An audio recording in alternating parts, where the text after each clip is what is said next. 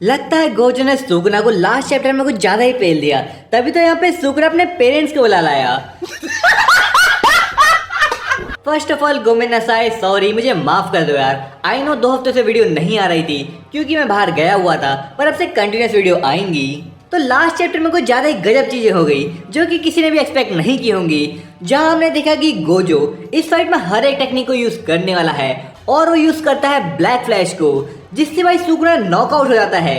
जी हाँ, literally Sukuna black flash खाने के बाद बेहोश हो जाता है। पर सुकुना के बेहोश होते ही धर्मचक्र चौथी बार घूम जाता है, जिसकी वजह से मोहरागा वापस आ गया है, जिसने गोजो की इंफिनिटी को अटैक कर ही लिया है। पर भाई वो आते ही गोजो को इंजर्ड भी कर देता है। और इस चैप्टर की शुरुआत वहीं से होती है जहाँ पे ये सब देख के गोजो के स्टूडेंट्स के लिए काफी वरीड लग रहे थे। पर यूजी ने तो भाई अभी तक गोजो के ऊपर अपना भरोसा नहीं खोया।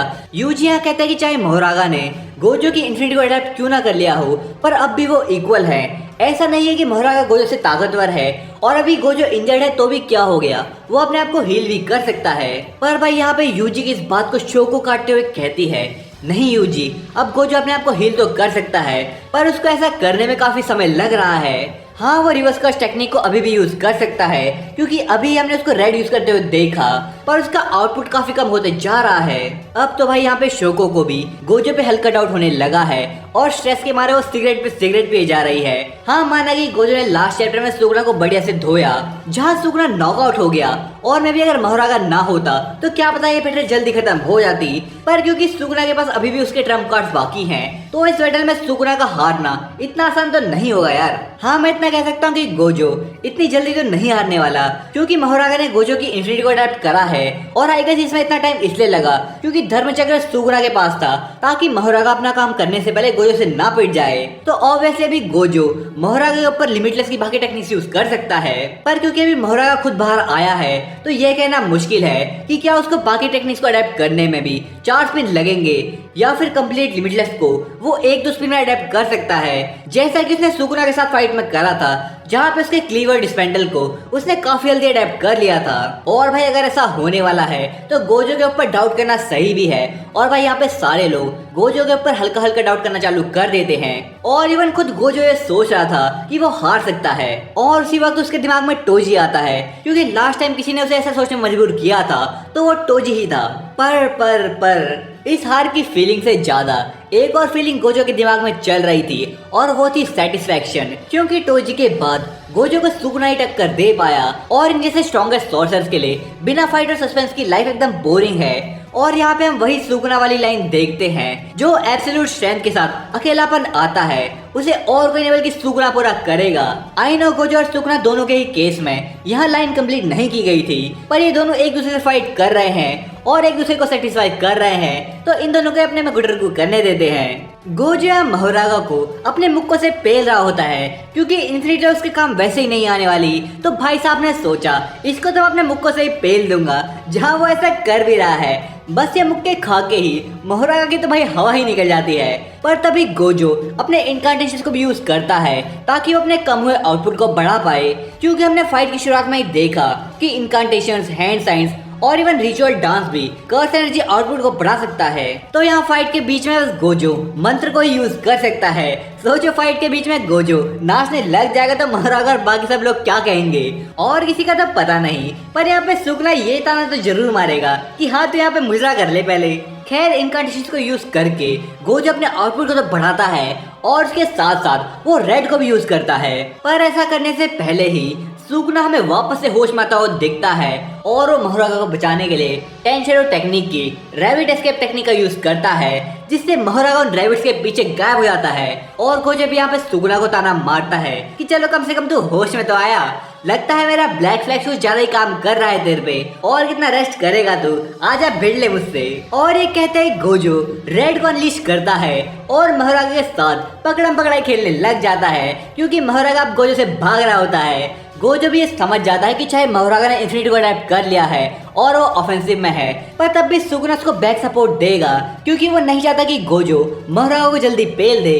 जुजुत्सु काइसेन की फाइट भाई काफी मजेदार होती है, खास करके गोजो और सुगुना की ये फाइट जहां वो कंटिन्यूअसली एक दूसरे की बेइज्जती मारते हैं और हंसते रहते हैं ताकि बैटल की सीरियसनेस खत्म ना हो और व्यूअर्स को मजा भी आए, फिर चाहे वो हम लोग हों या फिर गोजो के टीममेट्स। एक और चीज इस फाइट की अच्छी है कि यहाँ पे अपनी पावर्स के साथ साथ आसपास की चीजों को भी अच्छी तरीके से यूज किया जाता है, फिर चाहे वो बिल्डिंग्स हो, पत्थर के टुकड़े हो या फिर फायर एक्सटिंग्विशर ही क्यों ना हो, क्योंकि यहाँ पे सुगुना तो गोजो को डिस्ट्रैक्ट करने के लिए फायर एक्सटिंग्विशर्स के ऊपर फेंक देता है और उसे ब्लास्ट करता है, जिससे आसपास के एरिया में धूल फैल जाती है और इसी बात का फायदा उठा के मोहरागा गोजो के ऊपर आ जाता है। और यहाँ पे सुगुना लॉन्ग रेंज से चोसो के पियर्सिंग ब्लड टेक्निक जैसा अटैक यूज करता है गोजो के ऊपर और इसी बीच मोहरागा भी गोजो से भिड़ जाता है, तो गोजो को यहाँ पे टाइम नहीं मिलता कि वो सुगुना का अटैक को डॉज कर पाए और वो अटैक गोजो के राइट हैंड को डैमेज कर देता है। अब तुम सोच रहे होगे कि ये अटैक गोजो को हिट कैसे करा, उसके पास तो इन्फिनिटी है।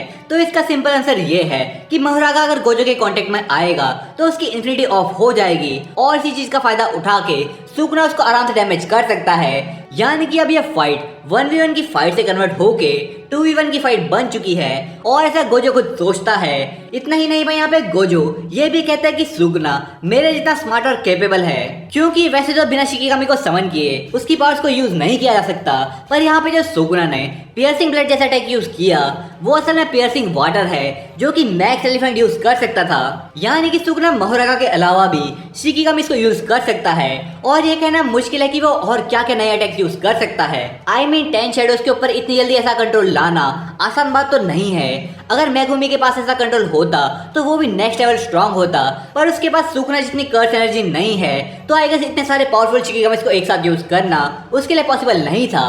पर भाई गोजो के इस बात से क्या फर्क पड़ता है, वो तो यहाँ पे भाई इस बात से खुश लग रहा है क्योंकि वो कहता है कि रेड को अडेप्ट करने के लिए मोहरागा को ज्यादा टाइम चाहिए होगा एज कम्पेयर टू ब्लू, क्योंकि ब्लू तो बहुत बार यूज कर चुका है और रेड तो बस उसने अभी तक 2 बार यूज किया है। और क्योंकि लास्ट चैप्टर में हमें 2 चॉइसेस दी गई थी कि या तो मोहरागा अटैक खाने के बाद थोड़ा टाइम लेता है और टेक्निक्स को अडेप्ट करता है, या फिर वो मल्टीपल अटैक्स खाने के बाद किसी टेक्निक को अडेप्ट करता है। तो अगर मान लो इन दोनों कंडीशंस का होना जरूरी है तो इस हिसाब से रेड को अडेप्ट करने के लिए उसे अभी टाइम लगने वाला है। पर इतने में यहाँ सुगुना शायद गोजो का माइंड रीड कर लेता है, क्योंकि वो उसे कहता है कि तू जो समझ रहा है कि ये 2v1 की फाइट है वो गलत है, असल में ये फाइट 3v1 की है, जिसके बाद सुगुना एक न्यू शिकिगामी को समन करता है जिसका नाम है आगिटो, जो कि टोटलिटी और नुए का फ्यूजन है, जहाँ पे हम साफ साफ उसकी अपर बॉडी को नुए के फॉर्म में देख सकते हैं और उसकी लोअर बॉडी डॉग्स के पॉ के फॉर्म में है। रुको भाई, मुझे पता है तुम सुगुना को फ्रॉड कहने वाले हो,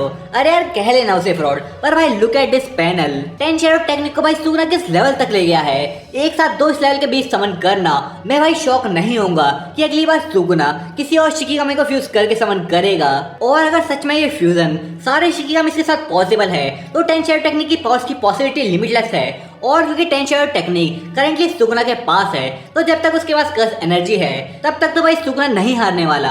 गो जो है सुगुना के इस मूव को देख के कहता है कि तू तो भाई एक खोया हुआ एलियन बच्चा लग रहा है, क्योंकि तूने तो अपने मम्मी पापा को बुला लिया है। आई मीन भाई यहाँ पे वो सही भी कह रहा है, लग तो बिल्कुल ऐसा ही रहा है। और इसे सुन के कुछ सुगुना भी हंस रहा होता है। जिसके बाद ये 3v1 की बैटल शुरू हो जाती है, जहाँ सुगुना, मोहरागा और आगिटो कंटिन्यूअसली गोजो के ऊपर अटैक कर रहे होते हैं। पर जब तक मोहरागा गोजो के टच में नहीं होगा तब तक बाकी दोनों का अटैक काम नहीं करने वाले।